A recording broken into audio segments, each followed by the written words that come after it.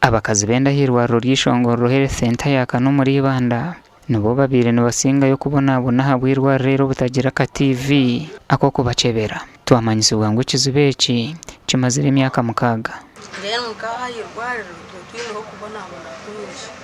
kijoje kuzahara bakshaye papura bya private bakiza kuzo private bakshaye sente tozine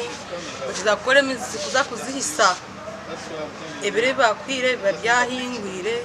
bayikumbiro byo kuzara bakushabe papura bya private tugine hati nkanye mbire nishemezebwa hati kuna herze bashabe chipapurecho chija chabura bandika mukache kuba herze banshemeza naheza no murando gwashuba gwatanduka nagaruka hati bariyone bankora enshonga yembazi naye ino kwereko bateganisa twine kitagwenda twine kamwenje twine mbarara Ibanda municipality and even people abamwene bargaza ambarara bije kunkuraguza ushanga embazi yitu yahwera mbwiro gwese nkwane hweramo akugira ngo abantu babara bengi munonga cyo tukushabira government age kugira ngo twiha health center fu tuze arurengo rwa hospital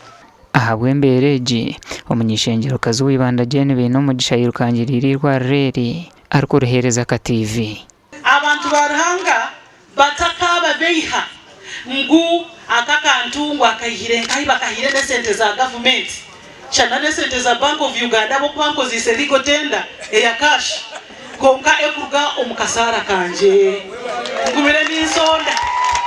eriteriyo ryonkerganyerwemo bitune ryakanywambogo Health Center ya Kashatu kandi scanner nizija kuba nizishebera abakazi benda uburwire bw'ekokoro n'izindi ndwara zo munda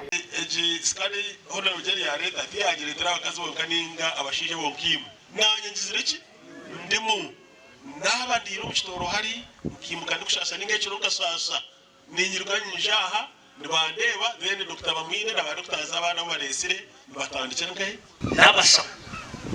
harho Dr. Katiti nabona kwiza nabandi barahariya omuntu arize kuhandikire batamwana umuzombarwaro gawo mugwe mutego esimu muimate karkoda ogisere ko iwe yakugera ngo za case clinic Gasha kwa Timothy Mushabe.